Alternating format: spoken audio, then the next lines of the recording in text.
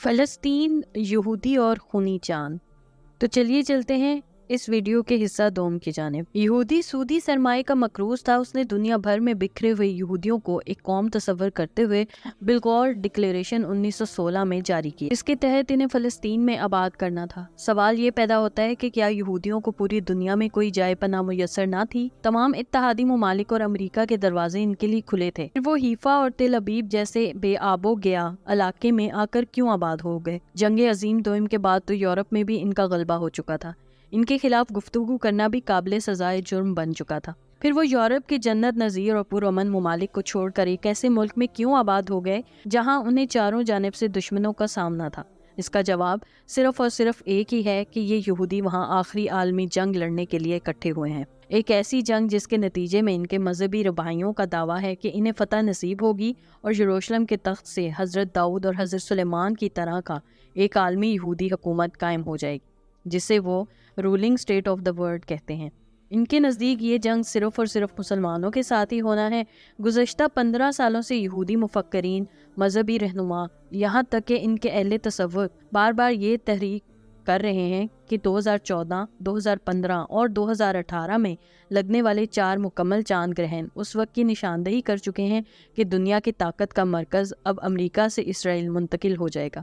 یہودی فتح کی بشارتیں سناتے ہیں، مگر اس جنگ کے بارے میں سید الانبیاء صلی اللہ علیہ وآلہ وسلم نے مسلمانوں کو فتح کی بشارت دی ہے۔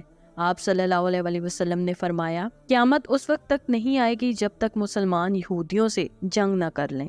اس لڑائی میں مسلمان یہودیوں کو قتل کر دیں گے، یہاں تک کہ یہودی کے درخت اور پتھر کے پیچھے بھی چھپ جائیں گے۔ تو پتھر اور درخت کہیں گے، اے مسلمان اللہ کے بندے ادھر آ، میرے پیچھے یہودی چھپا بیٹھا ہے، اس کو مار ڈال۔ مگر برکت کا درخت ایسا نہیں کہے گا، کیونکہ وہ یہودیوں کا درخت ہے۔ دنیا بھر سے یہودی اسرائیل کی سرزمین پر پکنک منانے یا کسی معاشی فائدے، بہتر اور پرآسائش زندگی کے لیے جمع نہیں ہوئے، بلکہ وہ اس جنگ کے لیے گزشتہ 100 سال سے وہاں جمع ہو رہے ہیں۔ وہ اپنی کتاب عزاخیل کی اس پیشین گوئی پر یقین رکھتے ہیں، اے صہیون کی بیٹی خوشی سے چلاؤ، اے یروشلم کی بیٹی مسرت سے چیخو، تمہارا بادشاہ آ رہا ہے، وہ عادل ہے اور گدھے پر سوار ہے۔ میں یوفرم سے گاڑی کو، یروشلم سے گھوڑے کو علیحدہ کر دوں گا۔ جنگ کے پر توڑ دیے جائیں گے، اس کی حکمرانی سمندر اور دریا سے زمین تک ہوگی۔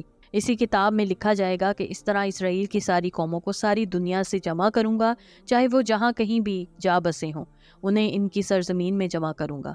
میں انہیں اس سرزمین میں ایک قوم کی شکل دے دوں گا، اسرائیل کی پہاڑی پر، جہاں ایک ہی بادشاہ ان پر حکومت کرے گا۔ انہی بشارتوں کی تکمیل کے لیے اسرائیل میں اکٹھے ہوئے ہیں، لیکن ان کا حال بھی مسلمانوں جیسا ہے۔ وہ اپنی مرضی کی آیات اٹھا کر اپنے لیے فتح کی نوید سناتے ہیں، لیکن ان کی اسی کتاب عزاخیل میں اس آخری جنگ کا جو انجام درج ہے وہ بالکل سید الانبیاء صلی اللہ علیہ وآلہ وسلم کے ارشاد جیسا ہے۔ عزاخیل کے 22ویں باب میں لکھا ہے، پھر ایلی کہتا ہے، کیونکہ تم لوگ میرے نزدیک کھوٹے سکے ثابت ہوئے ہو، اس لیے تمہیں یروشلم میں جمع کروں گا، جیسے سونا، چاندی، ٹن لوہا اور کانسی کو آگ میں ڈالنے کے لیے جمع کرتے ہیں، اسی طرح میں بھی تمہیں غصے اور غضب کے درمیان جمع کروں گا اور پھر تمہیں پگھلا دوں گا۔ میں تم پر اپنے غضب کی آگ بھڑکا دوں گا اور تم پگھل جاؤ گے، پھر تمہیں معلوم ہو جائے گا کہ تمہارے رب نے تمہارے اوپر اپنا غضب نازل کیا ہے۔